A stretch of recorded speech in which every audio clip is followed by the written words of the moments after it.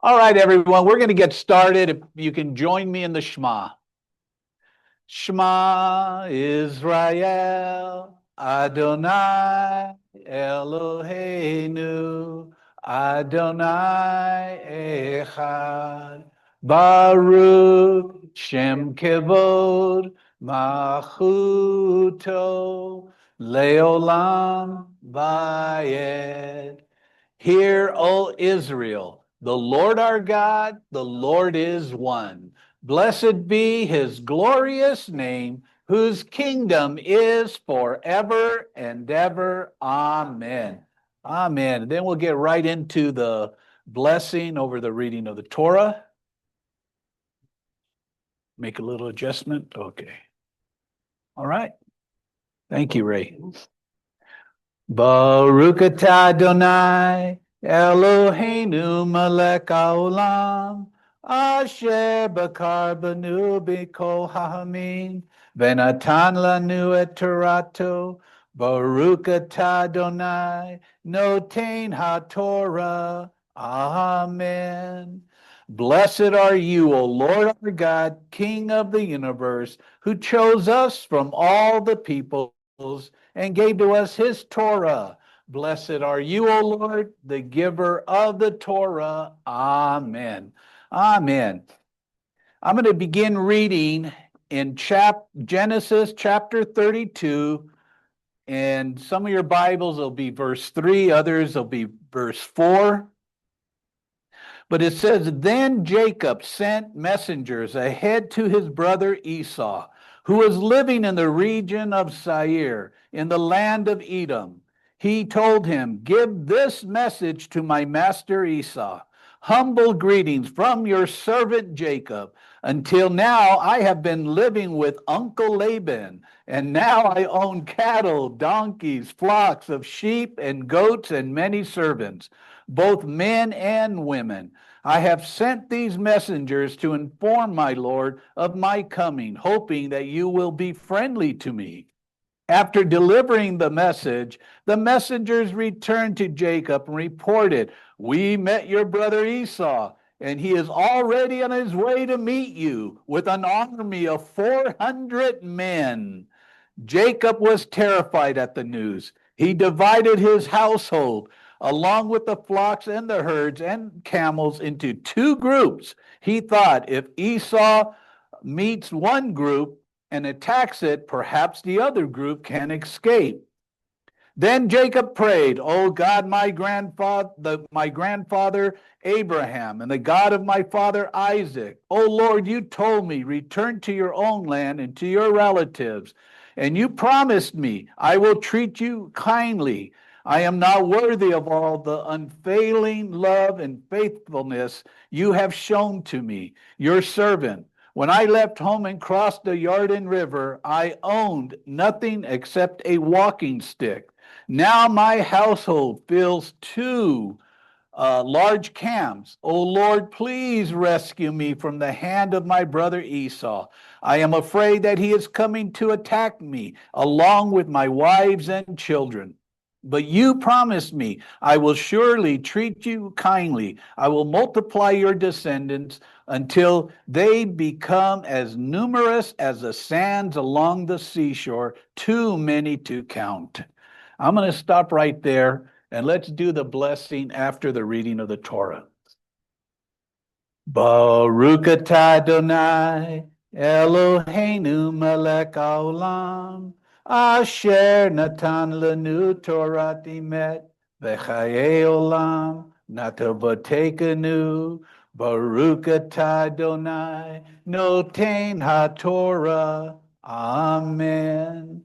Blessed are you, O Lord God, King of the universe, who gave us the Torah of truth and planted everlasting life within us. Blessed are you, O Lord, the giver of the Torah. Amen. Amen. But let's just jump right in. Whew. Amen, amen. Okay, last week, everyone, first of all, I hope everyone had a very nice Thanksgiving. I know that Peggy and I did. And just, I say that because we did not have a Torah study, so we skipped the study called Vayishlach. In a nutshell, what we missed was Jacob leaving his hometown of Beersheba and going to Haran. Okay, on the way, he encounters the place. If you ever heard that term before, the place, what they're talking about is Mount Moriah. Okay, and he sleeps there. He dreamt of a ladder connecting heaven and earth with angels climbing and descending on it. God appears and promises that the land upon which he lies will be given to his descendants. In the morning, Jacob raises the stone on which he laid his head and made an altar there as a monument, pledging it will be made the house of God. And then when he was in Haran, Jacob stays with Laban, tending Laban's sheep. Laban agrees to give him his younger daughter Rachel in marriage. Yep, in return for 7 years of labor. But on the wedding night, Laban gives him his elder sister Leah. Instead, a deception Jacob discovers only in the morning. I know. That's something we agree upon there, Maria. Jacob marries Rachel too a week later after agreeing to work another 7 years for Laban. Leah gives birth to 6 sons: Reuben, Simeon, Levi, Judah, Issachar, and Zebulun, and a daughter, Dinah, which we'll talk about later. While Rachel remains barren, Rachel gives Jacob her handmaid, Bilhah, as a concubine to bear children for her instead. So the concubine has 2 more sons, Dan and Naphtali. Leah does the same with her handmaid, Zippat, and he gives birth to Gad and Asher. Finally, Rachel's prayers are answered, and she gives birth to Joseph. Jacob has now been in Haran for 14 years and wishes to return home, but Laban persuades him to remain, now offering him sheep in return for his labor. Jacob prospers. Despite Laban's repeated attempts to swindle him, after 6 years, Jacob finally leaves Haran. Laban pursued. Wait, let me go on. Let me finish this in a nutshell, real quick, and then we'll go right back. Okay. So after 6 years, Jacob finally leaves Haran. Laban pursues Jacob, but is warned by God in a dream not to harm him. Laban and Jacob make a pact, and Jacob is now on his way home. So he was there with Laban for 20 years. Okay, go ahead, Maria.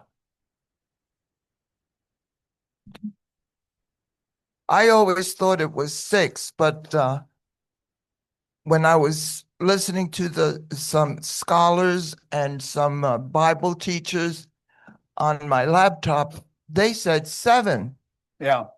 I always thought it was 6, but I didn't catch the commentaries that it's not in the Bible. No, it's not. We'd have to go to the Talmud and find like all the years that he was there. Well, what I got was 20 years that he was there. Yeah. Oh, okay. That's what I got. I got a total of 20 years. But other people say 21. Yeah. And what we're going to do is we're going to go through this, and there's some things here that it's going to be like in chronological order, and then there's other things you're going to say, well, that doesn't make sense, because then that means he married so-and-so at 4 years old or something like that. So we'll try to patch that up. Bonnie, were you going to say something too? Oh, okay. Is that good or is that dangerous? Yeah. Go ahead, Maria. Timeline where it says he left Bathsheba and went to Haran, Yeah. there's a 14-year difference there. Yeah. He left his parents at the age of 63 and did not get to Haran until he was 77. That would be, yeah. Yeah. Where was he? Yeah. On his way. He was a slow walker. Well, you know, and you're going to find, like what she said, you're going to find other things. I remember reading a commentary on this particular portion, and it says that a miracle happened. When he left Mount Moriah, the very next day he was already ready to cross the Jordan. You know, yes, that, you know. So there's like one thing you'll find out, that there's a lot of extra reading out there. You have the Bible, and the Bible, there's nothing going to replace the Bible. But then there's some things that you need to add in there, like, boy, what's the time span, or what happened here, or whatever.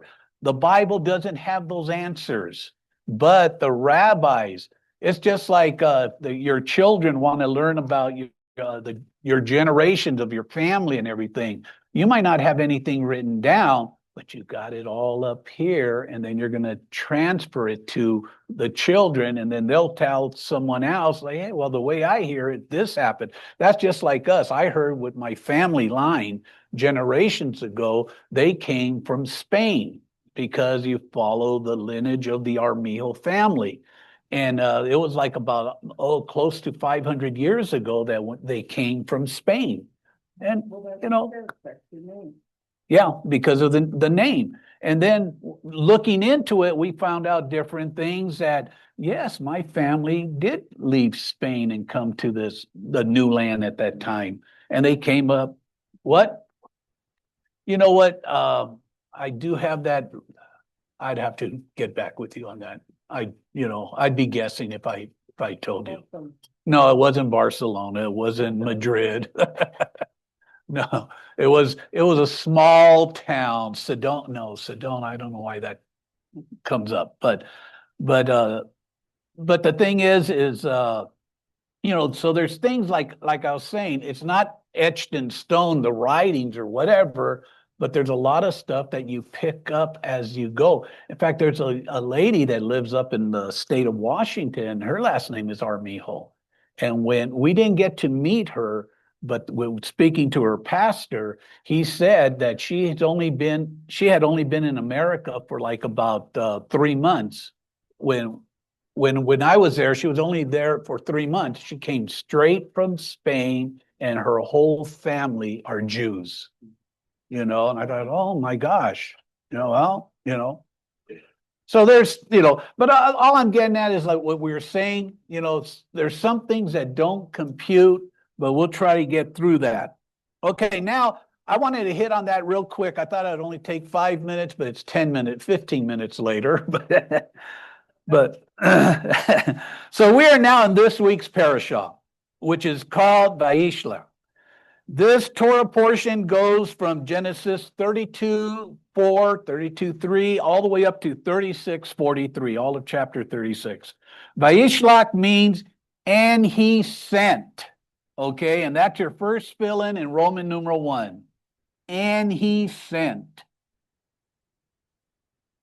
This is found in verse 4. Jacob sent some messengers ahead of him to his brother Esau.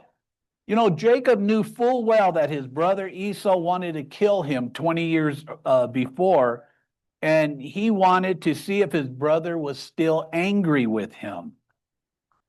20 years earlier,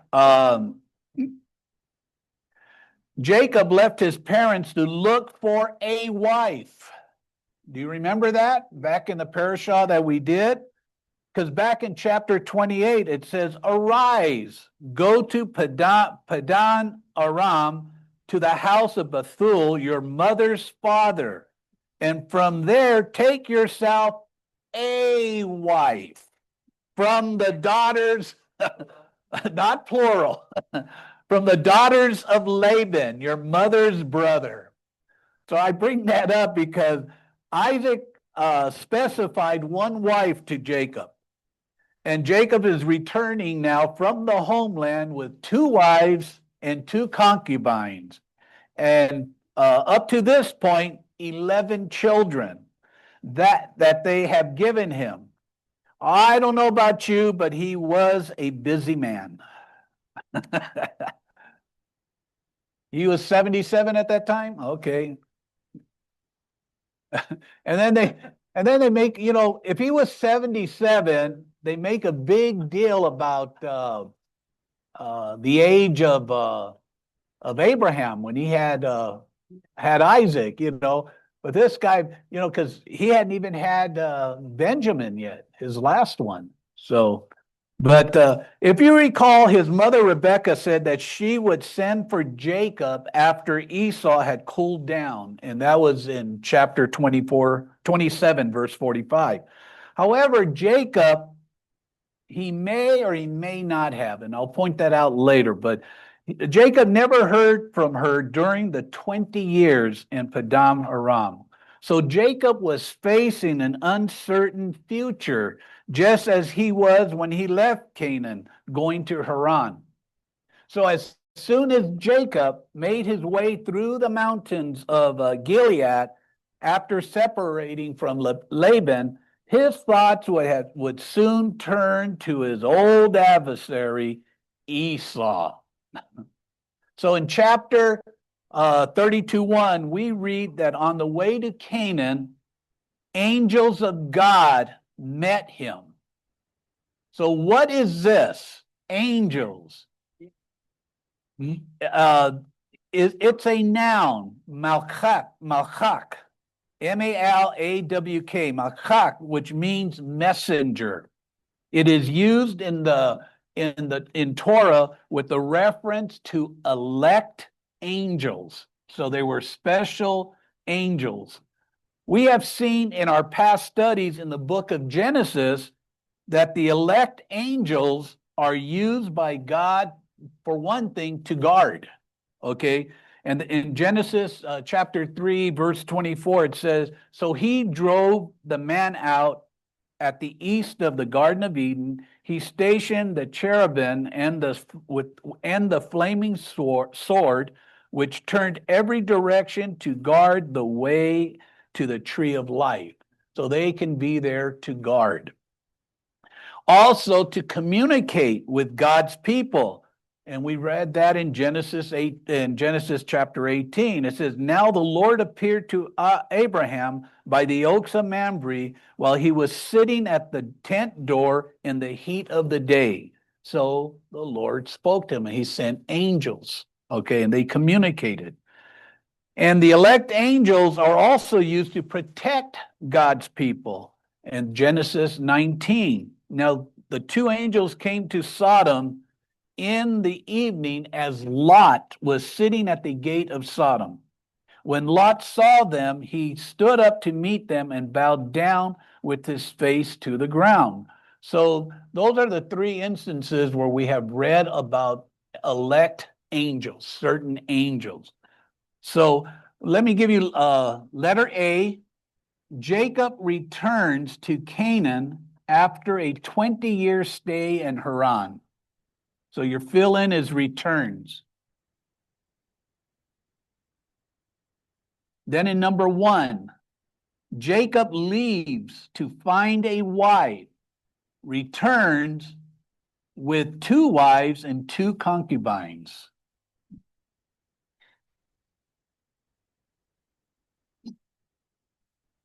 I don't know. I just think. Yes, go ahead, Bonnie. A question about the term concubine. Were they lesser wives, or were they just the side? They weren't even piece? considered wives, Bonnie. Another term you might have is handmaids. Oh, yeah. Handmaiden, yeah. So the handmaid, concubines, they weren't even considered wives. But then you go all the way back, concubine, all the way back to was it Hagar, and And what the Talmud says is Abraham ended up marrying her after Sarah's death. I mean, but no, but she was a concubine first. Yeah. So, anything else? Okay. And then in number 2, let me give you number 2. It says, angels meet Jacob as he enters the land of Canaan. Okay, were you going to say something, Kate? Yeah. Go ahead. Ever since I read this parashah, I even asked Tila, I even asked her about it. What in the world, with all these wives and concubines and the lies that Laban told, but God still blessed Jacob? Yeah. And what is my lesson out of this? We've had some real good conversations here over the years. Maria and I and everyone else, we brought up a lot of stuff like, what is this guy doing? And we're going to get into some other stuff here where, especially when we get into dividing the families up. And okay, you go first, and if they attack you, then we can get away, or but we'll yeah, you're right.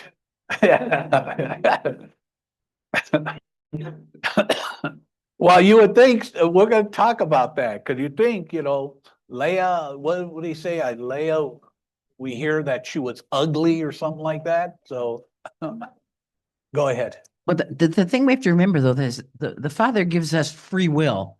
So when we're reading these accounts, Right. it's not necessarily God's plan, but man has free will, and it happens today. Look what goes on today. We make choices that are just absolutely ridiculous, And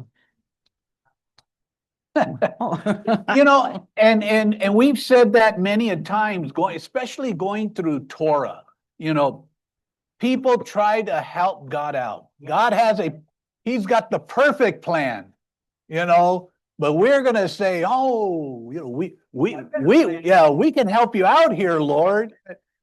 And what his thing is, stay out of the way and just let me do my perfect plan. And we're so stubborn, we don't hear that. So when Jacob woke up from his dream in the last Torah portion and left Bethel on his journey out of Canaan, he had angels guiding and protecting him. Okay, when he left Canaan and crossed the Jordan, a second group of angels took over outside the land.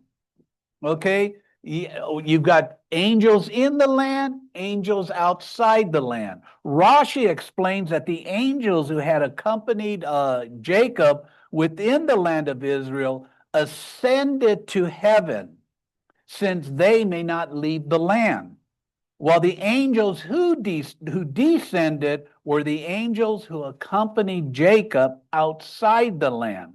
Why were the angels of Israel not allowed to accompany Jacob abroad, and the angels outside of Israel, why weren't they allowed to enter the land with Jacob? You think these things. I know I do. Okay.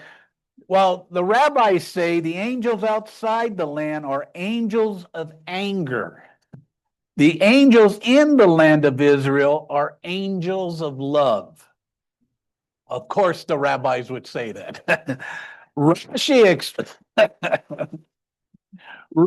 explains that outside the land, they injure each other's feelings with harsh language and question each other angrily, while the scholars of Israel are gentle with each other, and together they analyze their halakha, okay, which is their walk, okay, with each one correcting each other.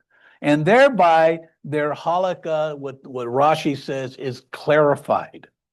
Rashi also says the angels of the land of Israel are similar to the scholars of the land, and they are angels of love as opposed to the angels outside the land, who are the angels of anger. Thus it seems that angels are trained to handle the differences between the people. So it's, whatever and I got this from the Midrash, and the Talmud says the same thing. Okay.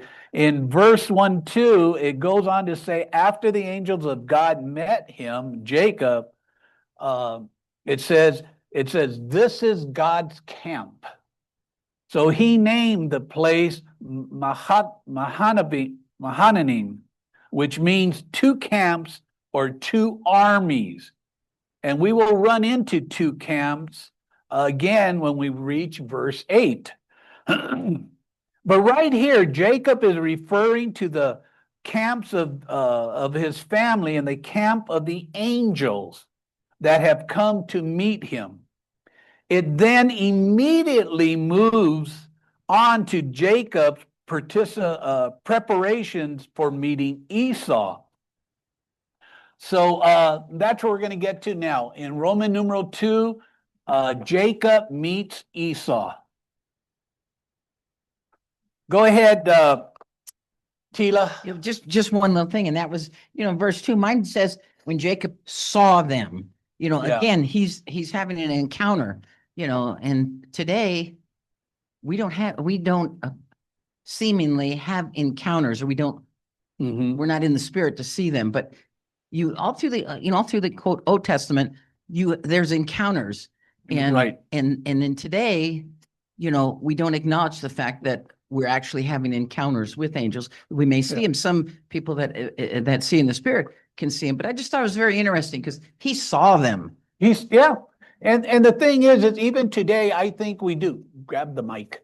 Even today, I think there are times when we hear about people experiencing seeing the Lord or having a conversation, or the Lord speaking to them. So it does happen today. How much? I guess it depends on the person. But you know what? I always thought that you need to get into the Word in order to have a conversation with God. But God will speak to anyone. Yeah. He will, praise God, and maybe he doesn't speak to a lot of the people that are in the Word because maybe he doesn't need to, because he already has them. They're already his children. Okay, before I get to you, Chris, I got Kathy over here. Go ahead, Kathy. Well, it occurred to me recently that there were so many encounters between God's people and angelic beings that they could recognize the difference in the cherubim from angels, every other kind. So they actually different stratas of angels and what their jobs were. That may very well be, because like I said, it's pointed out that there's different angels. You have angels in the land and angels outside the land. Go ahead, Chris. Yeah, Friday night, Pastor Doug said that he saw angels. So I don't. Yeah. Okay. Yeah, you're right. It's not limited to the 3,000 years ago. There was one time he had a wonderful encounter of seeing angels when we were at Sukkot a couple years ago. And praise God that we have people in the congregation that they see angels, or that they hear from the Lord, or they'll come in and they had a dream.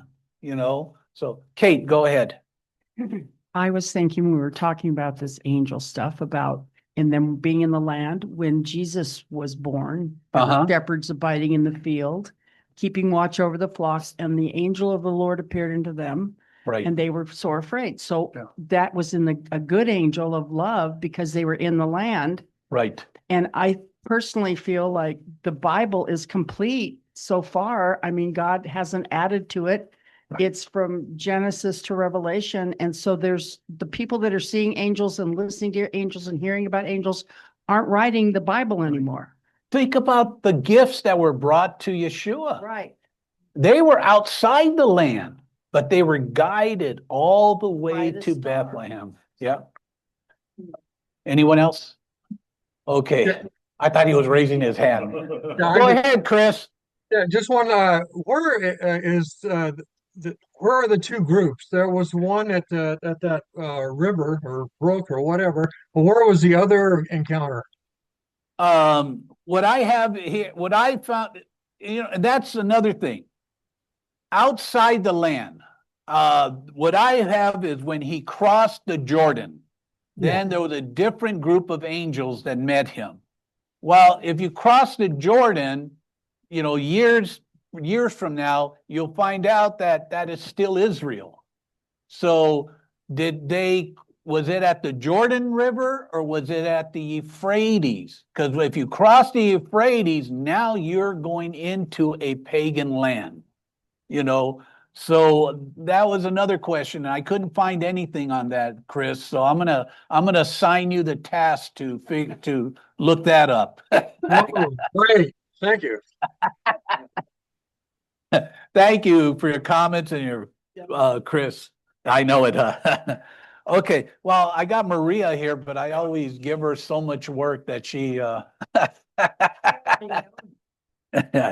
Okay. Now that Jacob is returning home, he is afraid that his brother will make good on his promise to kill him. Jacob decides to be proactive. Yeah. And he sends Esau a message that he lived with Laban for years and is only now returning. Like Esau wouldn't know that. But the messengers return with a message that Esau is on his way with 400 men. Fearing that this is a war party, Jacob divides the people and the animals into two camps. We see the word makhamin again, two camps, but this time Jacob divides his family, so if Esau should attack the first camp, the second camp could escape. What a fantastic plan, huh? Like I said, there's some things here we just don't understand. But, and then, what I looked at is the rule of first mention. It will assist us here as we look for where the name Makhamim was first applied. It's right here in Genesis 32:2, where it is first used. Jacob has just left his uncle Laban, and they remember how he tried to chase him down and caught up to him, but they have reconciled. Jacob has gone all his way when a band of God's angels meet him. As he sees the angels, he declares, "This is God's army." He names the location. Okay, it's important in this encounter is that he has his own company with him. Okay, so it's the army of angels of God and his own family. Thus, the designation of two armies. One is his, the other is God's. It is here we begin to get our first glimpse of the underlying meaning. Two companies are present. One is intended to be offered as a sacrifice so the other can survive in the eyes of Jacob. Okay? Jacob intends to appease his brother with and this is just my commentary on this, okay? And I know others may agree or disagree. Okay. So Jacob intends to appease his brother with a present of the first company, if possible. If not, then he will use it as a shield so the second company may escape. Because remember, at this point, 20 years earlier, his brother, said he was going to kill him. 20 years had passed. Did he calm down? Or is he on the warpath? So in letter A, Roman numeral 2, letter A, Esau comes to meet his brother with 400 men.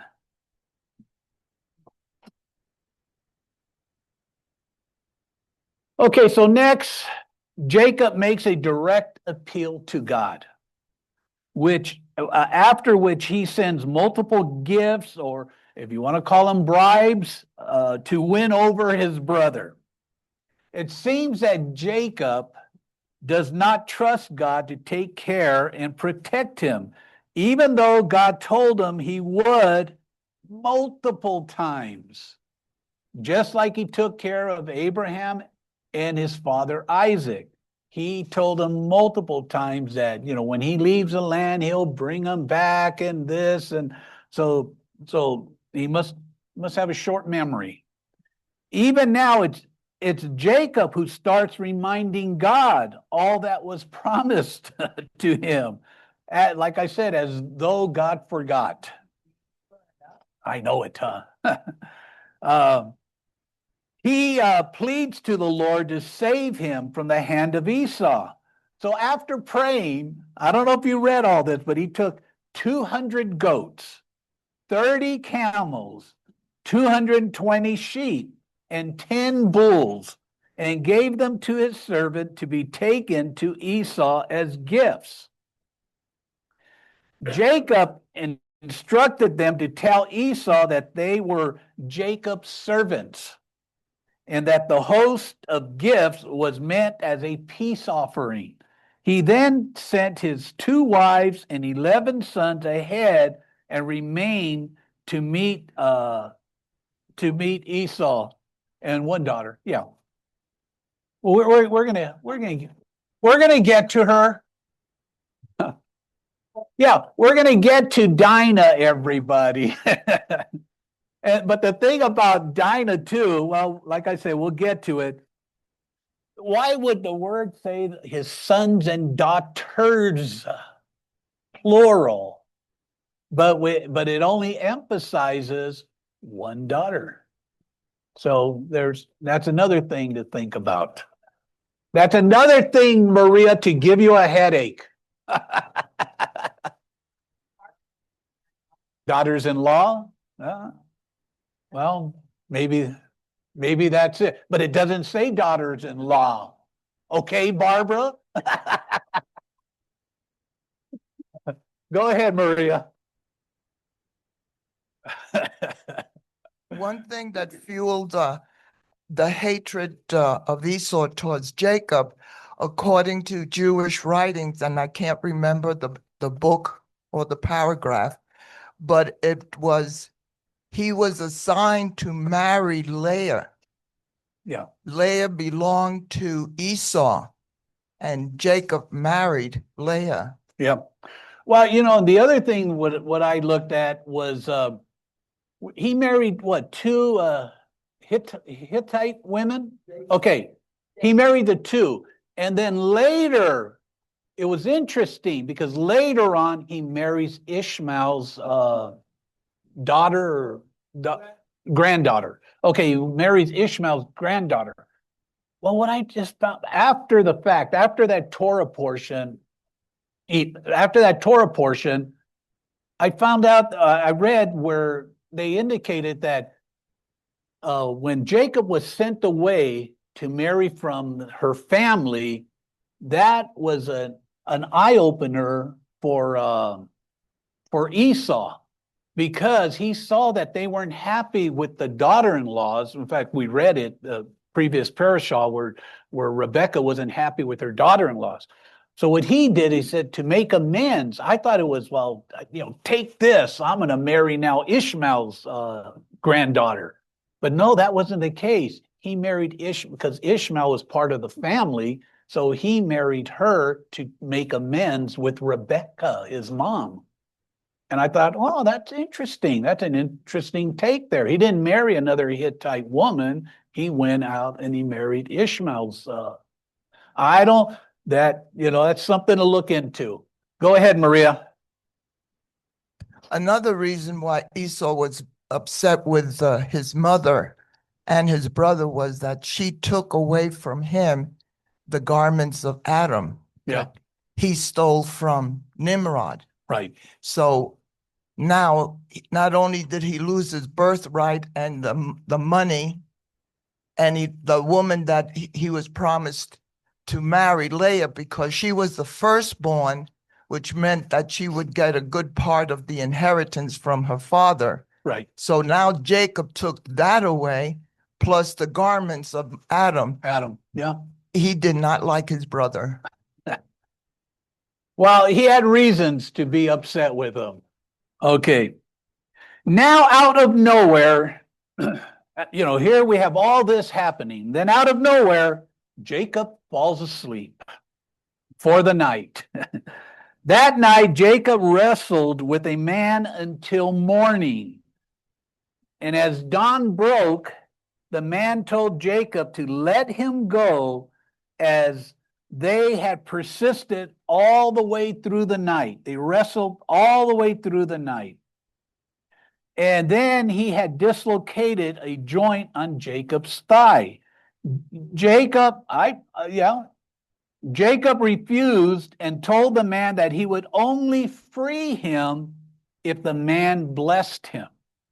So earlier someone said, well, I think they knew who they were, the angel, they know the angels, and, so he must have known something where he said, I'm not going to stop wrestling you until you bless me. Exactly. Yeah. You see an angel there instead of, come on, let's wrestle. I don't know. Go ahead, Bernadette. Grab the mic.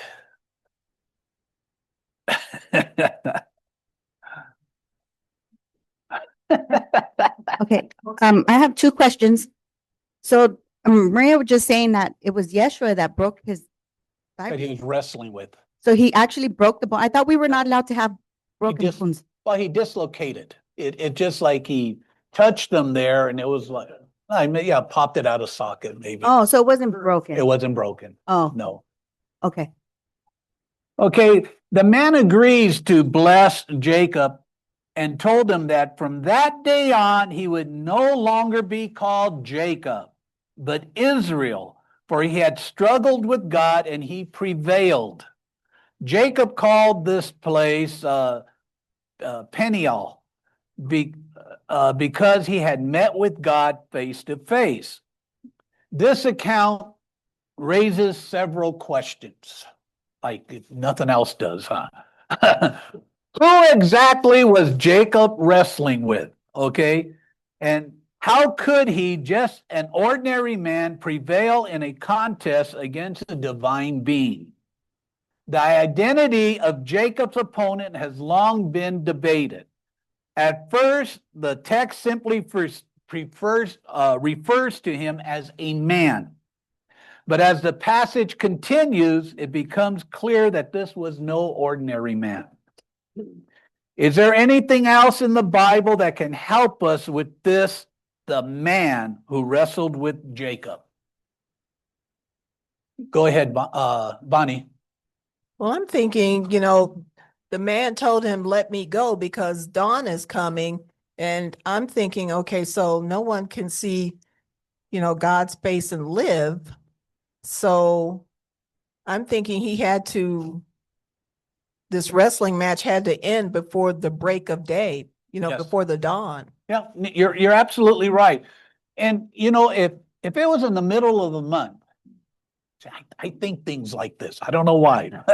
But if it was in the middle of the month, would he be able to see who he was wrestling? Yes, you have a full moon. You have a full moon giving light. So I thought to myself, it's got to be either at the end of the month or the beginning of the next month, because it's dark out there. Either that, I know a person told me, well, maybe those clouds in the sky. Well, yeah, you're right. Maybe there was, but it was too dark, and you're absolutely right. If the sunlight comes, he's going to be able to see who he's wrestling with. Okay, but we're getting to in Hosea. Oh, who? Okay, go ahead, Chris. Unmute. Yeah, okay. Well, there's some that believe that it was Yeshua. Yeah. So yeah. Anyway, that's it.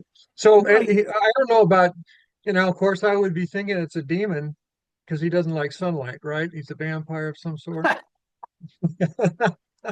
Anyway, What I was thinking more like Chris is you can't see what the Lord face to face lest you die, Maybe it was something like that. But if it's Yeshua, there's a lot of people. They saw him for 3.5 years. So, 30 years, Yeah, this was before his time. You're right. Barbara, hand her the mic. Yep. Yes. I don't think they give her name, I but think you're skipping ahead. oh, You're stealing my No, well- thunder, Barbara. Go ahead. no, but No, you're absolutely right. there was a man and he spoke with them. I think it was Yeshua, Mhm. but I he, think it was too. yeah, he disappeared in the flame. Yeah. So No, you're absolutely. Well, the first place was Hosea chapter 12, verse 3-5. If you want to write that down in your notes there. In the womb, he took his brother by his heel. And in his mature strength, he contended with God. Yes, he wrestled with the angel and prevailed. He wept and implored his favor. He found him in Bethel. And there he spoke with us. And the Lord, the God of armies, the Lord is his name. So Hosea equates Jacob's struggle with contending with God, but also states that it was an angel with whom Jacob wrestled. And then in several instances, angels are identified with God because they speak directly on his behalf. For example, the angel of God who appeared to Moses in the burning bush is later described as God himself, and that's in Exodus chapter 3, verse 2-6. Likewise, with what Barbara was saying, the angel who visited Manoah and his wife is said to represent God, and that's in Judges chapter 13.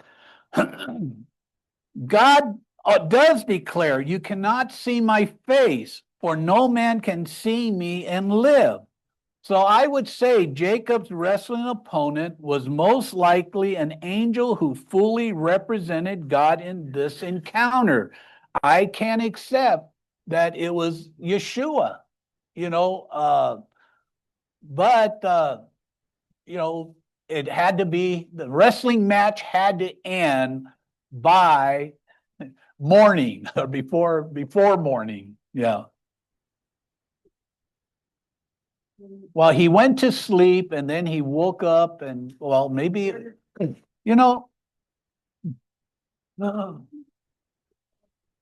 was a dream more than it was a wrestling match. But then he walked with a limp. That's right. That's right. What a dream. That was an active dream. Yes. Bernadette. Hosea, it was 12, 3. Yeah. Okay, you guys. But what we can learn from this wrestling match is, first, they wrestled till dawn. And what we can learn from this spiritually is never give up. We can learn never to give up. As hard as things are going to be in your life, don't throw in the towel. Jacob didn't. Even after the angel touched Jacob's hip, dislocating it, yet Jacob refused to release his grip. Jacob is an example here for us. Right here, he's an example. There's other things that, no, he's not so much of an example because he does some crazy things. So the blessing came with a new name. That's the other thing I wanted to talk about. The blessing came with a new name, Israel. meaning one who struggles with God. This renaming signifies a transformation in Jacob's identity and destiny. No longer was he merely the supplanter who had deceived his brother Esau.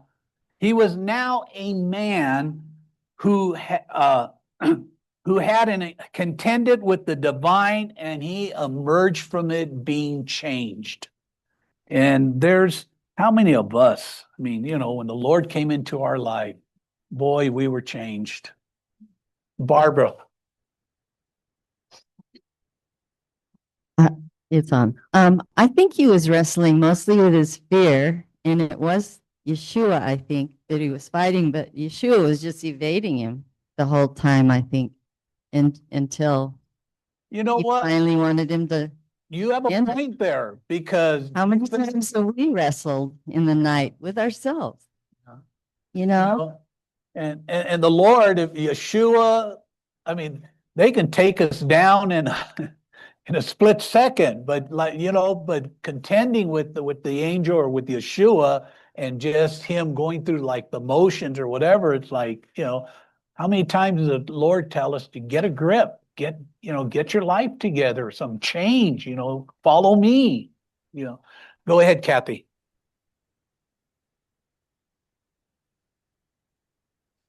Maybe that's why we can be called spiritual Israel, because we as known Israel get grafted in because we wrestle with God all the time. Yeah, you're right. You're absolutely right. Chris, okay, before I get to you, Chris, let me give you letter B. Letter B is Jacob is ready to give many gifts to Esau. I forgot to give you guys that one. Right now we are in Roman numeral 3. Jacob wrestles with God. Wrestles is your fill-in. Go ahead, Chris. Yeah, I mean, some people think that Jacob didn't have a lot of faith, but just my reading, I'm thinking that he actually did, and especially when you look at James, he actually had a completed faith, because his faith was with he had works out of his faith. Yeah, he was buffeted and was concerned, but I think ultimately he went forward and he did all these things in a rational way. So, Rational way? well, I mean, yeah, well, the other thing, it's interesting because this indicates that we should make ourselves available to understand human nature and be thoughtful about it, because he did understand apparently who Esau was and what might Right. be appealing to him. So Yeah. I thought that was very good. So But- so he had completed faith, is what I would think. Well, I remember years ago, Chris, we had a member of our congregation who is Jewish, and he I remember him talking to Pastor Bruce and telling him that because don't call Jacob a deceiver, because he wasn't deceiving anyone. He was God was using this in order to he's in the line of our Messiah. But I'll let Pastor Bruce share it. Yeah, Jacob, you can look at him as a deceiver, but that's a short-sighted view. The more realistic view is he was one who struggled with God. And even when he so-called stole the birthright, he was fighting for that birthright. And that's what the Lord wants to teach us through the life of Jacob, that we need to fight for our birthright, which is we are children of God, and we need to wrestle with him. And this was the second person of the Godhead. It wasn't necessarily Yeshua. It's a technicality. But the second person is the part of the Godhead that appears to us in a natural state, like the dove, Right? The burning bush. They're called theophanies, God appearing, and so you can say it's Yeshua, and you're right, but there's a technicality there that if you get into an argument with a rabbi or a theologian, you're going to, have a problem with that. Mhm. So it's the second person of the Godhead that he wrestles with. Right. And he strives with God, and God allows us to win and have our own way for a certain amount of time. That's the lesson, because we haven't hit bottom yet. We have to hit bottom to first and foremost come to the Lord. But even when you're struggling in your walk, isn't it true? You still have to hit bottom Mhm. in every single issue. You have to hit bottom. Yeah. And that's just the nature of the beast. We come to the end of ourselves, and then the Lord releases us, and then we go away with a limp, because it's simple as that. You wrestled with God, you prevailed throughout the night, through the darkness, but in the morning he touched you with a touch that you'll never forget. Mhm. Amen. So this is a whole process that takes place. So when you view Jacob in that light, Jacob is a hero. In fact, God refers to himself as the God of Jacob more than any other name in the Bible. Right. Yeah. He affiliates himself with Jacob, and of course with Israel. Right. Later, those that strive with God. So, yeah, I learned a lesson with Haim. He tore me up. Peggy and I did too. and the way he argued it was really changed my viewpoint. Right. Because the Christian viewpoint is Jacob was a scoundrel. Yeah. And yet the problem with that is Jacob had a practical faith. That's what Chris was hitting on, I believe, a real practical faith where we live. Right. And that's you and I. You and I, we have spiritually the faith of Abraham, but we don't walk the way Abraham walked. Right. How many of us are going to take our son up and kill him? It's just not going to, you have the faith of Moshe, but we're not Moshe. Right. You have the same spirit as Yeshua, but you're not Yeshua. But who are you? Out of all the patriarchs, you're Jacob. You wrestle with God on every issue. You try to scheme, you try to plan. We associate ourselves with Jacob probably more so than any other person in the Bible. Right. In that sense. Yeah. I think those who knew Haim, the thing is what Pastor Bruce is saying too is a lot of the stuff we got about being a deceiver or conniver, whatever you want to call Jacob, we get those from the Jewish writings. These are Jews that are telling us all this, but yet it was a Jew that said, no, this is the way it is. What he told Peggy and I was the one time we were planning a trip, Peggy and I, and we wanted to go the way Moses went into the promised land. We're going to start in Egypt. You don't ever go back to Egypt. Yeah. Jews don't go to Egypt. Yeah. Okay, Haim. We're not going to Egypt.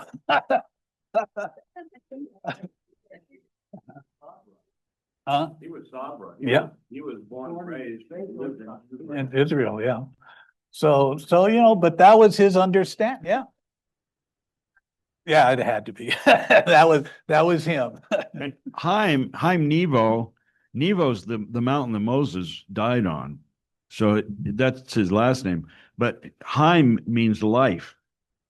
And his name was changed because when he was an infant, his mother threw him out of the window on a high building, and somebody was just happened to be walking along, caught him. Yeah, and and his name was then changed to life. Yeah. No, you didn't know him. He was gone.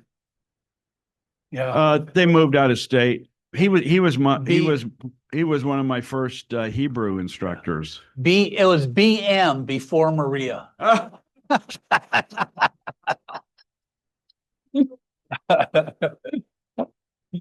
Okay. Moving right along. Well, let me give you Roman numeral 3, letter A. Jacob would not quit until the Lord blessed him. In letter B, Jacob's name is changed to Israel. Okay, so what we're getting here is the encounter left Jacob with a limp, a physical reminder of his struggle and divine encounter that had reshaped his life. Every time he walked, this was a reminder to him about his encounter with God. Well, why do you limp? Well, let me tell you why. You know, so Jacob's name is changed to Israel. Well, we have seen up to this point, Abram's name was changed to Abraham. Okay. Sarai's name was changed to Sarah. And but one thing I want you to see, when Abraham and Sarah's name was given to them, never from that point on were they mentioned by their old names. After chapter 17, you will not read Sarai and Abram again. Here in chapter 32, Jacob's name is changed to Israel. But he is still called Jacob in the very next verse, unlike Abraham and Sarah.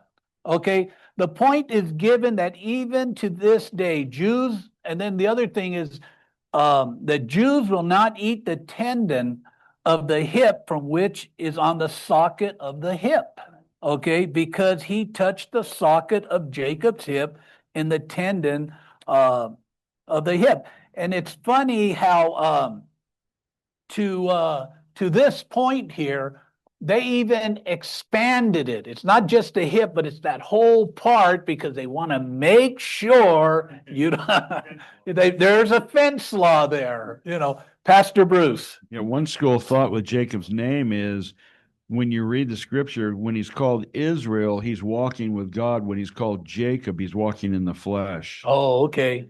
And that becomes a picture of you and I as well, because we walk in the spirit, and then the next verse, we can be in the flesh. That's good. I didn't catch that, but what I did catch was Jacob will refer to himself, Israel, the family, everyone else. When he refers to Israel, he's talking about the whole enchilada. So everyone. Okay, and this is where this chapter ends. So when Jacob saw his brother coming in the distance, accompanied by 400 men, he divided his children amongst Leah, Rachel, and 2 handmaids. The maids, together with their children, were put in front. Wow. Wisdom, right? Yeah, he had no favorites. So the maids, together with their children, were put in the front line, followed by Leah and her children, with Rachel and her son Joseph bringing up the rear. Jacob went ahead of them and bowed to the ground 7 times as he came towards Esau. Instead of meeting his brother with anger, Esau met him with peace and acceptance in his heart. The brothers embraced, what we read is the brothers embraced and wept at their reunion. Boy, was Jacob wrong about how his brother Esau would react. Jacob was expecting a fight, but Esau grabbed his brother, hugged him, and he cried. It was a happy reunion. And I'll tell you something, for Esau, that old saying, time heals all wounds. Oh, it did, for Esau. We've got to give him the benefit there, not Jacob, well, we're going to go to war or whatever, and I'll make sure that, so-and-so will get hit first so the others can retreat, and, but not Esau. Esau saw his brother and he grabbed hold of him and, boy, I miss you, and go ahead, Maria.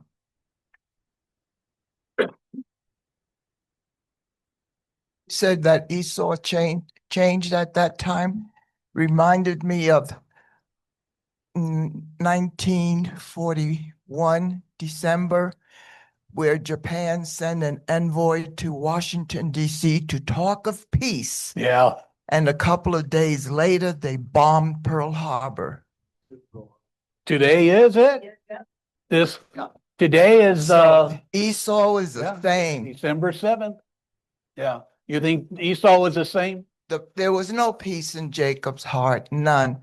Or If he Esau? could hold a grudge for 20 years without seeing that person or talking or having contact, that hatred would not just dissipate in just one moment. Mhm. Probably for that second, he was touched by God, but that anger and hatred was still there. Well, you know what? And you might have a point there because look at Laban. Laban he was chasing down Jacob, caught up to him, but in a dream, the Lord said, don't touch him, and go ahead, Kathy. I really don't think that Jacob had hatred in his heart after all those years. He was afraid. He's hatred, but his brother still had the hatred. So he was trying to figure out a way to appease his brother. Right. So it's also kind of that he thought that children could. So him sending his family ahead of him is definitely a sign of peace, to sacrifice all to get close to his brother in return. So I really don't think there was a hatred. Okay. Okay, in letter C, Jacob's family is divided into 3 groups. I'm going to give you letter D too. Esau was happy to see his brother. They embraced and kissed. Okay, so happy is your fill-in. Okay, so when Jacob's wives and handmaids arrived, Esau asked Jacob who they were. Jacob told him that they were his wives and children. He introduced them, starting with the handmaids and their children, then Leah and her children, and finally Rachel and her son. After meeting his brother's family, Esau told Jacob to take back the gifts that he had sent him. Jacob refused and begged him to accept them, saying that God had blessed him greatly. So Esau relented and he accepted his brother's gifts. Think about how Jacob presented his family to his brother, Esau. In the first group were the 2 handmaids and their children. So that would have been 4 of his sons. Okay. Then Leah and her children in the next group. And then finally, in the third group, it had Rachel and her son Joseph. You may disagree with me, but it seems Jacob sent them forward in order of expendability. Okay. Did you notice that Leah was not first? And it may have been because of all her children, but in Genesis 29, it says that Leah was unloved. Okay. So, yeah, well, and then Jacob doesn't want to see any of them killed, but if they are, he will sacrifice all of them before he surrenders Rachel and Joseph. Okay. So I just look at that, I don't know.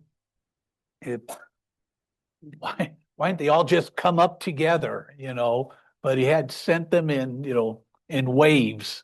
Go ahead, Kathy.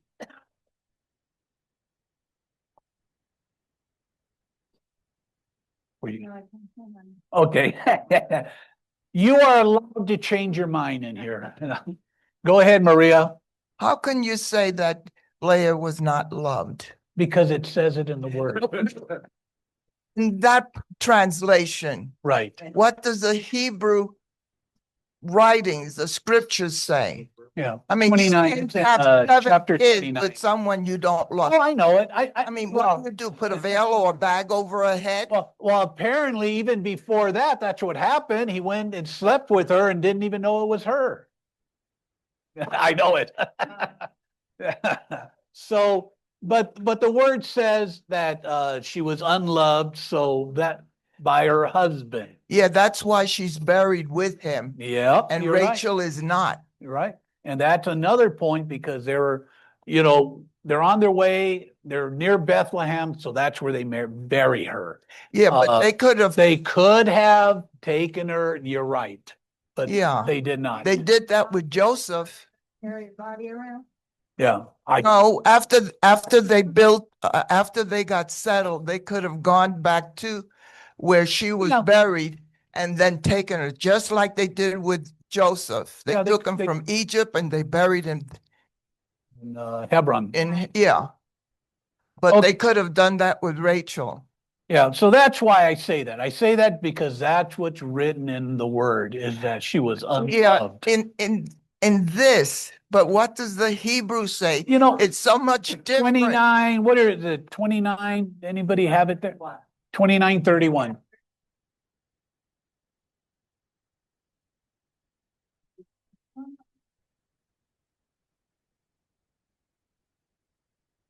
So go ahead, Pastor Bruce. The Hebrew word is soneh, and it's literally defined as to hate, It's worse than being unloved. to be hated, an enemy, enmity, foe, odious. Oh, It's a strong word. yeah. So that's why I say she was unloved,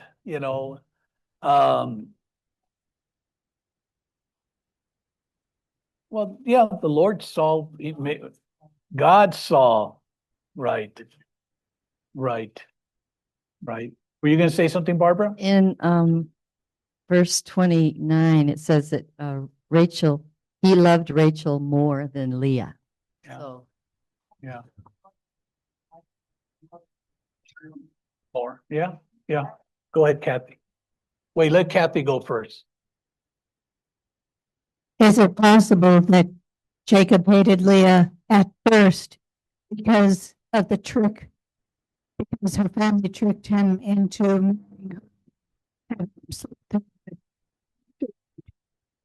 changed his mind as he lived with her and produced 6 sons with her. So maybe The daughter. yeah, and the daughter. So is it possible that they did over time as he saw what a good woman she was?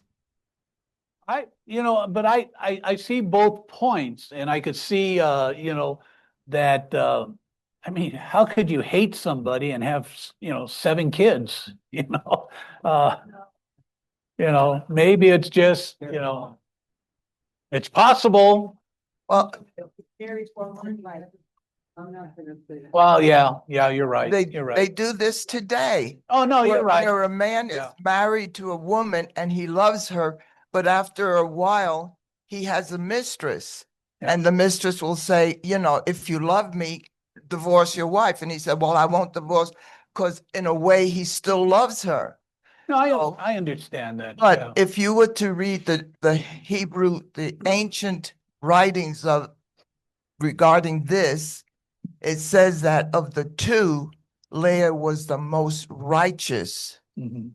Of the 2 of them, she was the godliest woman Well, and over Rachel. and you can even see it even between the lines in what we're reading here, because it wasn't Leah who was sitting on these idols when they left.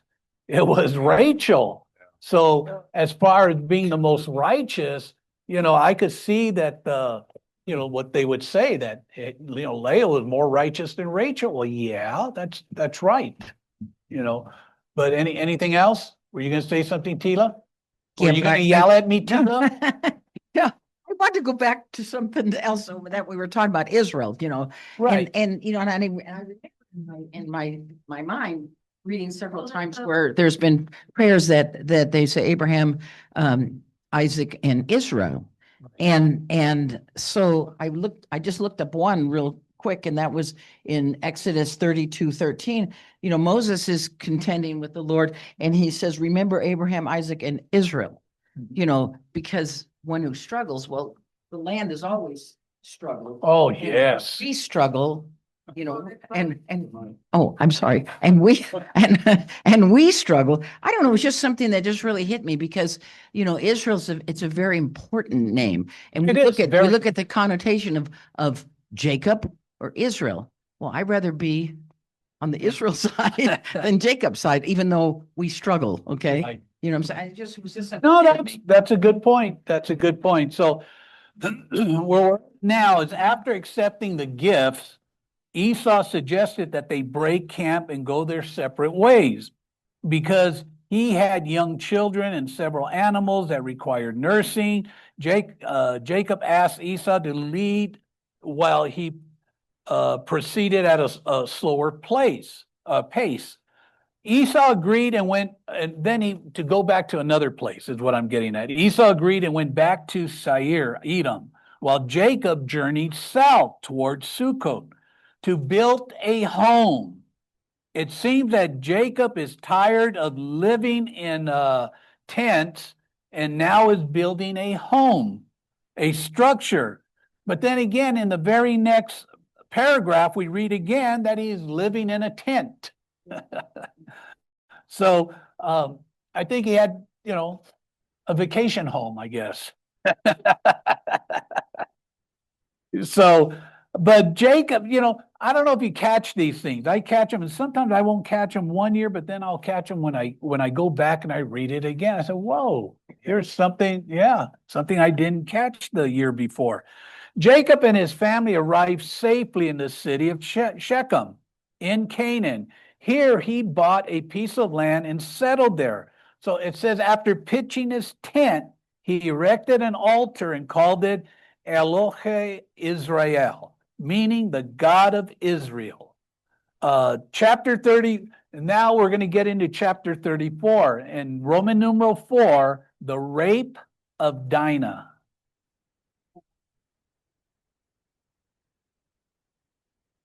So now we'll get into this. And Maria, you ready? Okay. Okay, in chapter 34, it's all about Dinah, Leah's daughter. Dinah is the only daughter of Jacob mentioned here in this Torah portion. But it doesn't mean he didn't have other daughters. In Genesis 37:35, it says, then all his sons and all his daughters got up to comfort him, but he refused to be comforted. So what we do know is Dinah was the only daughter from Leah. That's what we do know here. Another thing we will see here in chapter 34 is, and I don't know if you read this chapter, Dinah doesn't speak. She is given no voice. After Jacob's family had settled outside the city, so Dinah went out to visit the daughters of the land. I've read many different commentaries on this, and some say that both Rebecca and Leah would go into the cities and do their shopping and stuff like that, and they'd take maybe Dinah with them. Okay, so she knew all about this. So it wasn't uncommon for her to take off on her own, maybe to go pick up something that the family needed. So it could be that, or she just was curious and wanted to go see the women of this land, and why are they wearing makeup and we're not, or who knows, But go ahead, Bonnie. I didn't get this is where the age comes into play. Did this chapter, I was going to cover that later, but did this chapter go in chronological order, or was it inserted later? That's something because if you're going to go in chronological order, she's a very young girl, yeah. But if it's not in chronological order, well, then she's older than that, and that's what some people believe. Okay, go ahead, Bonnie. I always thought that during that time frame, they were really protective of their young daughters. Right. So why would she go wandering off into the town at night by herself? By herself. Where, Yeah. I mean, where are her brothers at? It may not have been at night, but it could have been at any time, but you're absolutely right. Why go out by yourself? She's got what, 11 older brothers, you know? So, yeah, there was. Well, Jacob was working too, and he came back with 2 wives and 2 concubines. And so, what were you going to say, Kathy? Yeah, and that's it. And that's what the rabbis are saying, that she felt safe out there, so she took off on her own. So but like you said, Bonnie, why would you go out there all alone? You know. Now we're going to get to Hamor, the Hittite son. Shechem was the acting prince of the city. Well, he was a prince of the city. After seeing her, Shechem took her and he defiled Dinah by raping her. After he had done this, he fell in love with her and immediately went to ask his father to let him marry her. So that's where we are in chapter 34. So in letter A, Dinah is the only daughter of Jacob that is mentioned in the Torah. This is what I was getting getting at earlier. Dinah is the only one we read about, but yet when I read you that one in chapter 37 where it said, the daughters and his son, could have been the daughter-in-laws? Maybe it was, but that's what it says here. But Dinah is the only daughter of Jacob that is mentioned in Torah. Go ahead, Kathy, use the mic because they're going to want to hear what you have to say. Well, today there are still cultures that believe that rape is perfectly acceptable. There's a recent case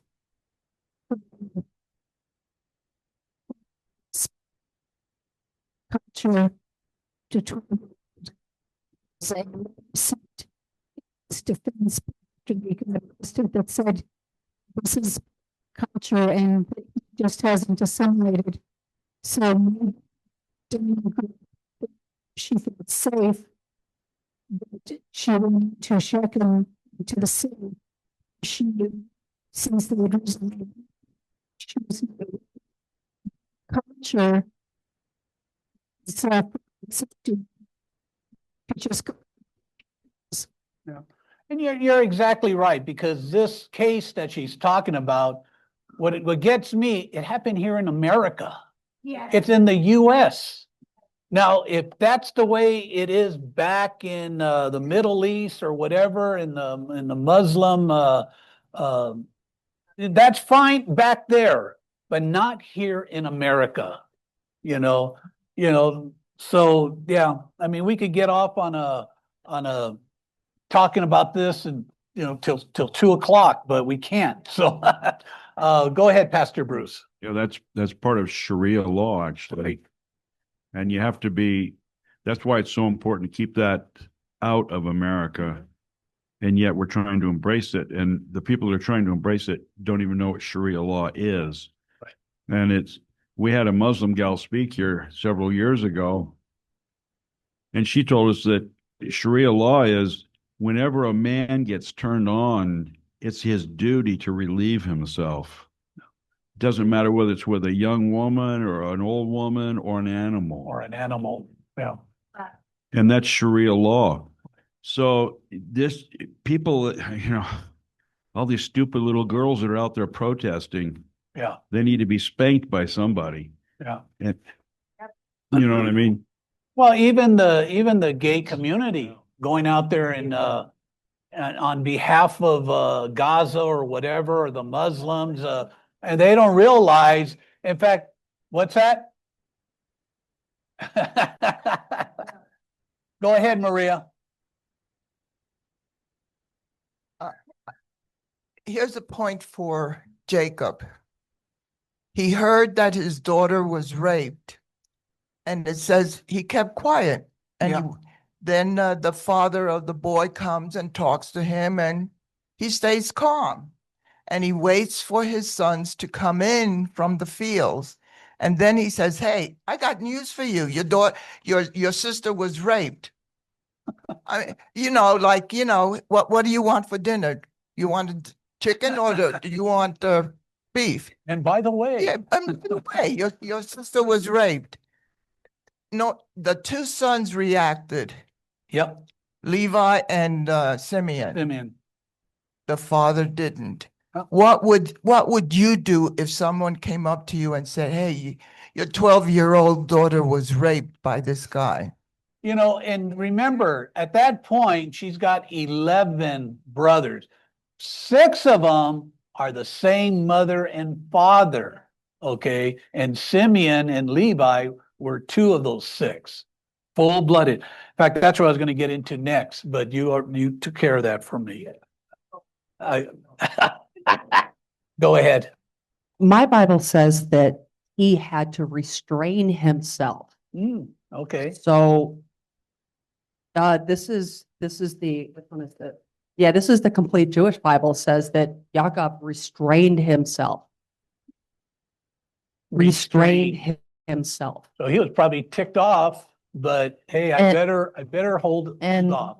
this Well- Bible says he held his peace. He held his peace. Yeah. He kept silent. That's what I had. I have where he kept silent. Because that's what I have. When Jacob learned that his daughter had been defiled, he decided to hold his tongue. Okay, until his sons came back. So, like you said, when they returned home, he told them, and they were angry. When he saw that Hamor went to consult with them, asking them to allow his son to marry Dinah. He told Jacob that if he agreed to the marriage proposal, if he would agree to the marriage proposal, Hamor would allow Jacob's sons to marry the daughters in the city. Oh, if you allow me to marry Dinah, you can have all the women in the city. And, so his big thing was, and usually what we're going to get at, even with Moses and later on, is that was part of the agreement where a lot of kings would marry within the others or captains or whatever. So then the people can form an alliance. Yeah.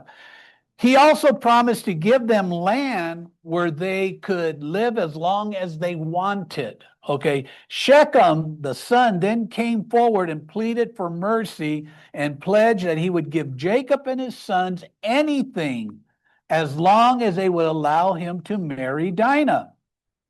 Jacob's sons refused and told Hamor that they could never allow their sister to marry an uncircumcised person. Okay. They told him that they would allow the wedding to take place only if all the men in the city agreed to be circumcised. Otherwise, they would take their sister and leave. Would you call that premeditated? If all your sons or all the males are circumcised, then we will agree to it. Okay. So because Shechem was in love with Dinah, both men agreed to the proposal. They went to the gate of the city. Why would they go to the gate of the city? That's where you're right, Bonnie. That's where all the transactions took place. They agreed upon. There were witnesses there. All the people were there. So they summoned all the men and told them that Jacob and his family were free to dwell in the city as they had peaceful intent. Hamor then commanded the men to be circumcised so that they might make unions between theirs and Jacob's children. And all the men, I don't know if that's was true, but it says all the men agreed to this and were circumcised shortly after. If some didn't want to, yeah, they would have either escaped or they were forced into it. Doesn't that remind us of this COVID vaccine? They forced a lot of people to take it, Pastor Bruce. We need to remember too here that it actually says that the son of Hamor actually was deeply attracted to her, and that he spoke tenderly to her. I think these people were neighbors, so they probably had a lot of interaction, and if we give him the benefit of the doubt, he fell in love with her, and may have had. He obviously had sexual relations with her, but it may have been consensual. Yeah. And because the wording is not such that he forcibly did anything, but then the circumcision comes in, because remember, Jacob had to go find a bride from his own people. Circumcision in the word always refers to a believer. Mm-hmm. So these people, the idea is they converted. And you were touching on that because they did it willingly. So they may have converted so that now he could give his daughter in marriage. Right. And to a believer. So it's a difficult story to really get our things around. It is. Then in the next parashah, we're going to get into another difficult one, but we'll save that. Bonnie. Yeah, I have the New American Standard. And in verse 2, it says, when Shechem, the son of Hamor, the Hivite, the prince of the land, saw her, he took her and lay with her by force. Right. So, by force, right. Yeah. And then he fell in love with her. Yeah. By force? Yeah. Okay, let me give you letter B. Dinah never says anything in this chapter. And then in letter C, Shechem wanted to marry Dinah after raping her. So says is your fill-in for letter B, and marry is your fill-in for letter C. The rape of Dinah. Okay, so 3 days now. After the men of the city had been circumcised, they were very sore and nursing their wounds. It was then that Jacob's sons, Levi and Simeon, entered the city, and they killed all the men, including Hamor and Shechem. And then they took Dinah, destroyed the city, and took all the livestock, wealth, and women as captives. Like I said earlier, Levi and Simeon were older brothers, and they took it into their own hands, and they killed all the men there. She had 4 other brothers that were, that they had the same mom and dad. So, but they weren't involved with this. It was only Shechem and Levi. Simeon and Levi. And they must have been they were the older brothers. How much older? Were the other ones too young to pick up a sword and go in there? We don't know. But they were the 2 brothers that, and we'll find out later on in the line of progression as far as, what they are promised from Jacob at the end of Genesis. One is going to become the priestly line. And the other one, his inheritance is really deleted or really watered down. So when Jacob saw what his sons had done, he was greatly angered, as he believed that the Canaanite, that these tribes would gather together against him and his family. There are 3 different midrash accounts of Dinah being married. Now I'll cover this. Maria probably has an idea too. In our Bibles, we don't read anything about Dinah after this chapter. Okay, we don't read about her anymore. One Midrash account says that Dinah married Job. Okay, basing this, and they base this on Job telling his wife, "You talk as any shameless woman might talk," and that's in Job 2:10. Okay, so there's the rabbis who believe that this sentence here gives an account to Dinah. Okay, so that Dinah is the one who married Job.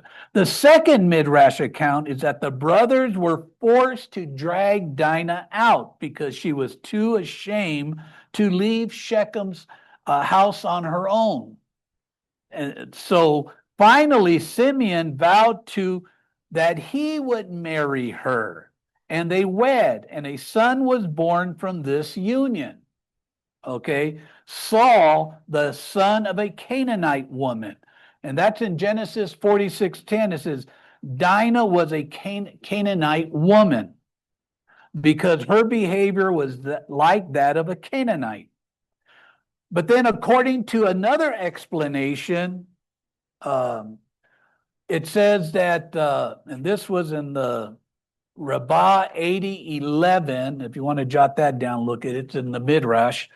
It says, according to the third Midrash account, Dinah was impregnated by Shechem and gave birth to Asana. Jacob's sons wanted to kill the baby. So it would not be, they wanted to kill the baby because they didn't want everyone to know that there was harlotry in Jacob's tents. God dispatched an angel, the Midrash says, the angel Michael, to bring her to the house of Potiphar in Egypt.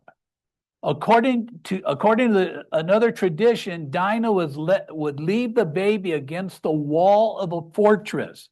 That day, Potiphar went out for a walk with his servants, and next to the wall, they heard an infant crying. When they brought the baby to him, Potiphar told his servants, "This girl is the daughter of a great one." He brought her into his home and gave her a nurse. Potiphar's wife was barren, and she raised her as her own daughter. Consequently, she was called Asana, daughter of Potiphar, for she was raised in the home of Potiphar and his wife. And what am I saying here? Later, she would become the wife of Joseph, and her sons would be Manasseh and Ephraim. Okay, there's different understanding. They always got to put there's always, Pastor Bruce. I have the book. There's an entire book called Asenath and Joseph. Oh. And it's all on that. It's all on that. Yeah. Asenath and Joseph. Yeah. Where she becomes Joseph's wife. And, it's not canon, so you have to obviously take it with a grain of salt. But there's an entire it's in the epistle. Yeah. Yeah. It is in the Talmud. So, and that's where I picked it up. And then I got it also from the Midrash. So there's different accounts here, of who this Dinah's child, did she have a child? One says it was male, another says it was Asana right here. So, but it's important to remember there are parts of the Bible that are not, as I said earlier, in chronological order. This is one of those chapters that scholars believe was inserted or may or may not come right after the previous chapter. Or if it was, it would have been, like I said, it would have been at least a 10-year lapse before Dinah's incident happened. Well, that would get us to the point where maybe she wasn't 12 years old. Maybe she was a young lady of about, 20 years old or something like that. But as Maria said earlier, if you just go in chronological order, you're going to say that Dinah was only like about 12 years old, when she was raped by Shechem. So, but what we get here in letter D, Levi and Simeon killed all the males soon after they were circumcised. So kill is your fill-in. And then in letter E, Dinah's daughter may is your fill-in, or may not, was raised as Potiphar's daughter and married Joseph. So married is your next fill-in there. So moving on to chapter 35, Genesis chapter 35, it tells us how Jacob takes counsel from God. And that's your Roman numeral 5. Jacob seeks God's counsel. After all this, Lord, I'm going to hear from you now. Yeah, but how many of us fall into the same rut? Yeah.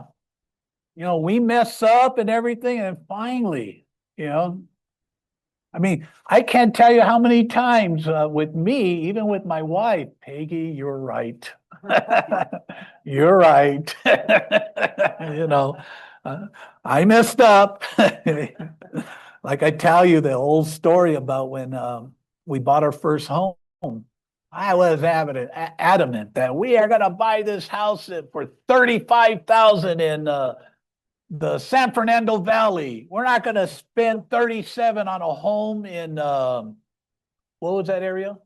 Huntington Beach. I'm not going to spend $2,000 more for a home in Huntington Beach. This was back in 1974. Yeah. Oh yeah. Oh, you're absolutely right.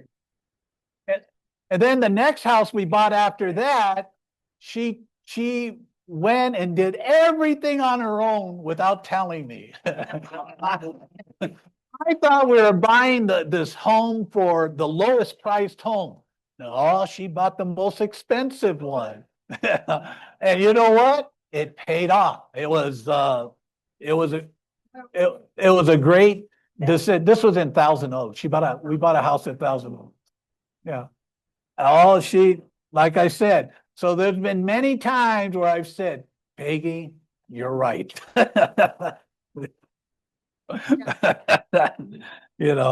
So I'm telling you, men out there, listen to your wives, your wife.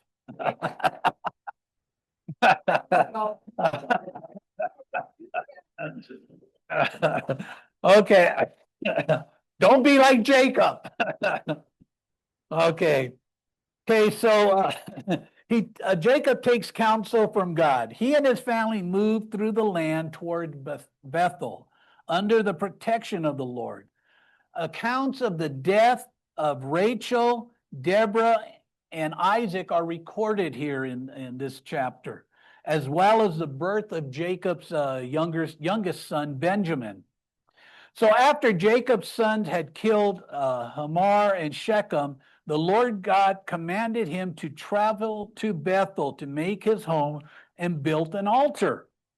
No reason for Jacob and his family staying in an area where Jacob's two sons wiped out the entire male population. So in keeping with the Lord's instruction, Jacob told his family and all the people that lived with him that they were heading to Bethel. He would erect, like I said, he would erect an altar there to God, since the Lord, that's where the Lord answered his prayers. Okay, Jacob ordered them to change their garments and gather all. This is what gets me here too. Jacob ordered them to change their garments and gather all the gods that they had. After collecting them, Jacob hid them under the oak. That's what it says. I have never seen this when we previously went through this Torah portion. In verse 3 and 4, it says, Jacob has the people remove the foreign gods in their possession.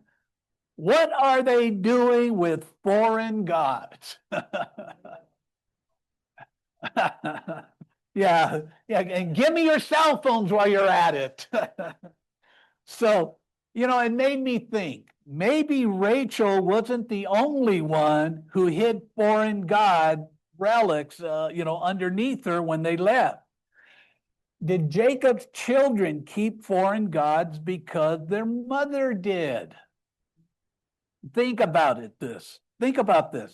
At Passover, there are those who will celebrate the Passover and the Feast of Unleavened Bread, and then they celebrate Easter. Yeah, exactly. So you think about it. This only happened back then. No, it didn't. It's happening today. Yeah. Tina. I wanted to know why they say earrings also. The Yeah. foreign gods and the earrings. What would the earrings have to do with anything? They must have had something to do with when you put these earrings on or this whatever garment or whatever that insinuated you were following this foreign god. So to release everything of it, you got to get rid of everything. I know Peggy and we did that many years ago with all our albums. We had a lot of albums, and these were back in those BC days. So yeah, so we got them all together, and we didn't donate them to. We trashed them. Yeah, you were going to go first. I just had a question. Wait, Yeah, they're going to want to. Turn it on. You forgot? Okay. Go ahead, Pastor Bruce. We have to remember too that earrings, part of the issue with earrings was a bond slave was always marked by the piercing of the ear. Yeah. And so if you did that to show your allegiance to a god, that may have been the story here. Mm-hmm. And then also, it's interesting because you mentioned how we follow these foreign gods even to this day. We'll do Passover and then Easter. That's because of tradition. Well, we were talking earlier about Sharia law and the sexual aspect of that. That didn't just show up with Muhammad. Right. I mean, if you read these stories, all the men had many wives. Mm-hmm. I mean, Solomon had 900 concubines. I mean, and why was that? Yeah. Part of it may well have entered into the sexual realm where they felt if they got excited, they needed to relieve themselves. Mm-hmm. And multiple wives would have taken care of that. So when we come to Shechem, that may have been their whole thing. Right. So he did force himself on it, but it was a custom in that era. Now I'm not pushing this forward as dogma, but it's definitely a possibility. Right. Right. And that may have been why Jacob stood back and said, let's wait a minute here. And the sons were a little more sons of thunder. Yeah. Yeah, but how would you react? I know. Yeah. It's just like, I think about even my own kids, we have two kids that are like, what are they, 11 months apart? Monica and Patrick, they're 11 months apart. Well, Monica's the oldest. And if anybody picked on Patrick, oh my gosh, you're gonna have to deal with Monica. And Monica, you didn't want to deal with her. So that, oh yeah.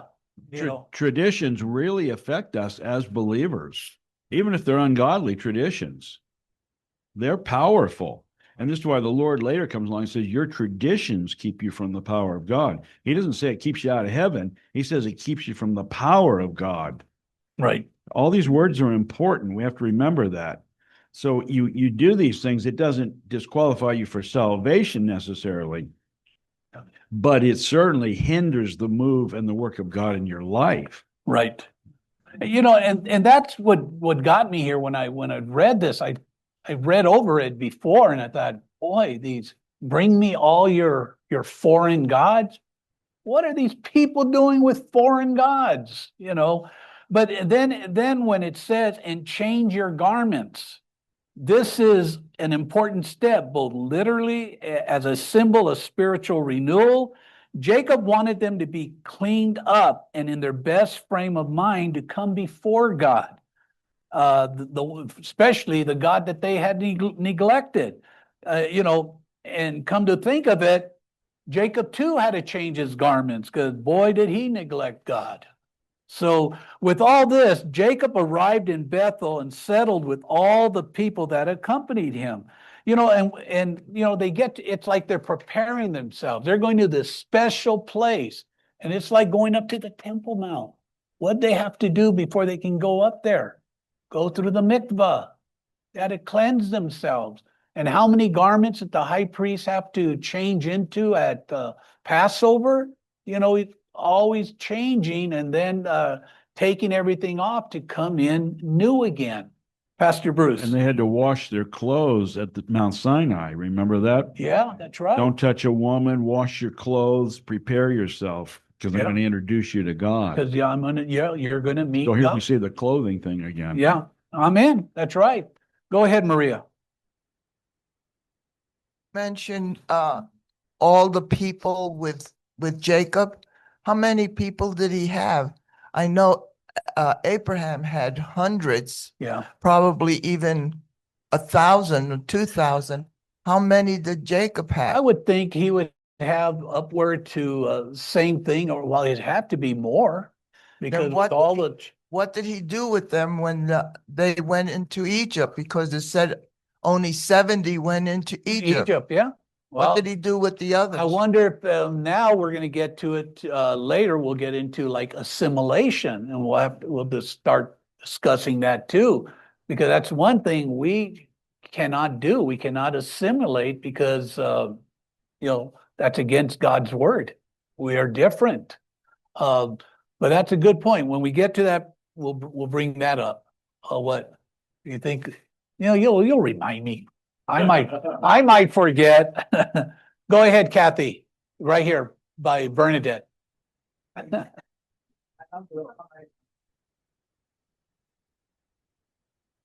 So Jacob hid all the idols. He did not destroy them. And when you hide something, that means you intend to go back and get that item some future point. No, that's possible. That's what I'm getting at. He buried them. Why not just destroy them, melt them, whatever, but he buried them. So that means to this day, we can go to that oak tree and find all these idols, you know. Go ahead, Barbara. And how many of us put all of our little trinkets for our holidays? It takes up room in our house. We still have those. I still have a few, but I'm going to go home and get rid of them. This is Pastor Bruce. What did you say about the earrings on the men? The piercing of the ear was the sign of the bond slave. So when you became a bond slave was a person that was enslaved and then was set free, but then chose to remain as a slave. Yeah, so the master would take an awl and put his ear up against the doorpost and punch a hole through it. And he would wear a ring showing that he was a bond slave of such a person. Back now, because when they made the golden calf, it says that is it Aaron? Yeah, Who asked took for the earrings and it says off of the sons and daughters. So did they just wear them to wear them?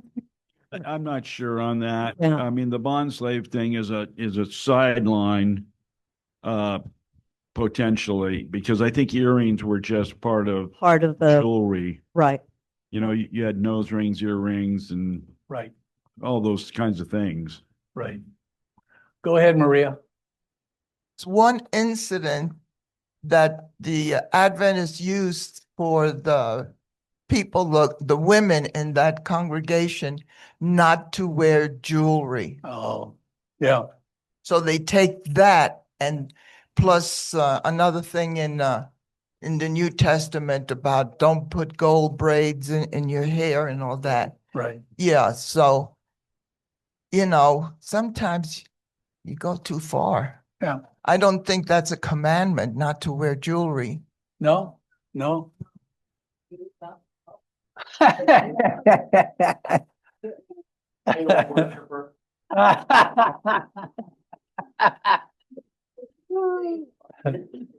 You're okay, Bonnie. Okay, so in letter A, God moves Jacob and his family to Bethel. So moves is your fill-in. In letter B, Jacob tells the people to bring him all their gods, and he buried them. But, like we're stating, why just bury them? Yeah. But couldn't it just represent they were dead to him? You know what? Well, I like that better. Put that in the word. No, you're right. Get them out of the way, and by burying them, maybe and it says the oak tree. It didn't say. I mean, I wonder if the people knew where he buried them. Maybe not. Maybe they all thought he destroyed them. Go ahead, Maria. Realize that we went through that he left Haran and went back. It never mentions that he reunited with his parents. Yeah, it doesn't say that. You're right.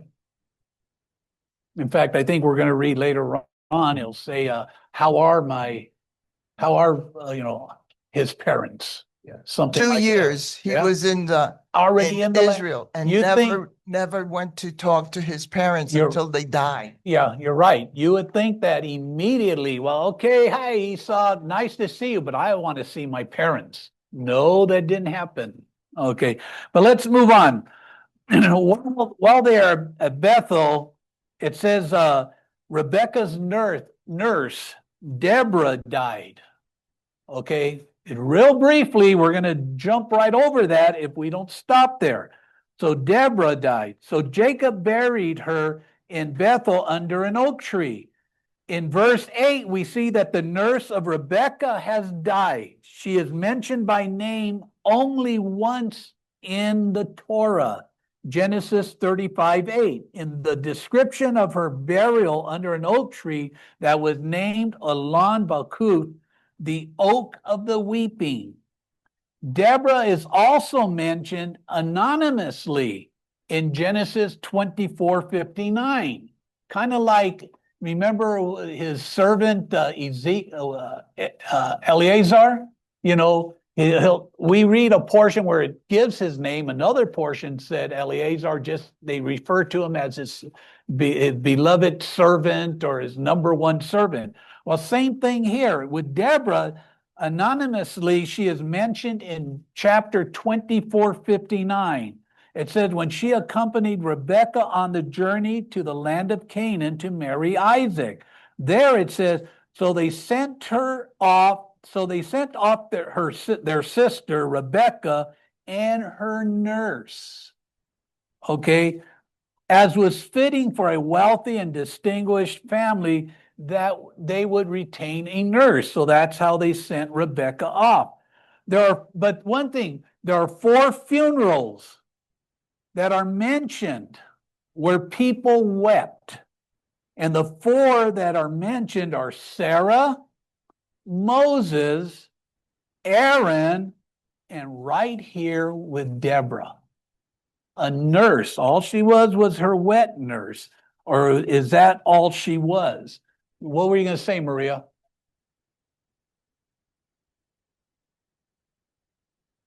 Why was she sent with Rebecca? Mm-hmm.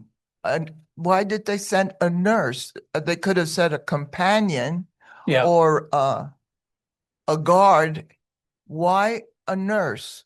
She's that young that she needed a nurse? That's where I would say. She was probably so young that that's why they sent her. And Jacob married her. Yeah, and Jacob married her. Deborah was, the Torah tells us that she was Rebekah's wet nurse. The Midrash says that Deborah was Rebekah's teacher too. She wasn't only a nurse, but she was teaching her in the ways, or she would have been at least a generation older than Jacob, Deborah. Okay, well into her senior years. When Jacob was leaving Padam Haram, the Lord appeared to him and blessed him. He told him that his name would no longer be Jacob, but Israel. Okay. Oh, well, let me get back to Deborah first. One of the things about Deborah, one of the Midrash points that Jacob did hear that it was okay for him to go back. What we read is God told him that now it's time for him to return to the land. But a Midrash points out that it was Deborah who would travel back to Padam Haram to Laban's house to let Jacob know it's time to leave. And that's a Midrash point of view. Okay, but then now we get to the Lord appeared. When Jacob was leaving Padam Haram, the Lord appeared to him and blessed him. He told him that his name would no longer be Jacob, but Israel. But we did not read about his name. Didn't we read about his name change before? We did. Now here we are covering it again. Okay. He then commanded Israel to multiply, promising him that the kings would come from his line. The Lord also promised to give Israel the land that he gave Abraham and Isaac. So, and all this is going on. Okay, so as Israel was leaving Bethel, his wife Rachel went into labor. The labor was hard and painful, and as a result, she died from giving birth. Though she called him, if you read it there, she named him Benoi.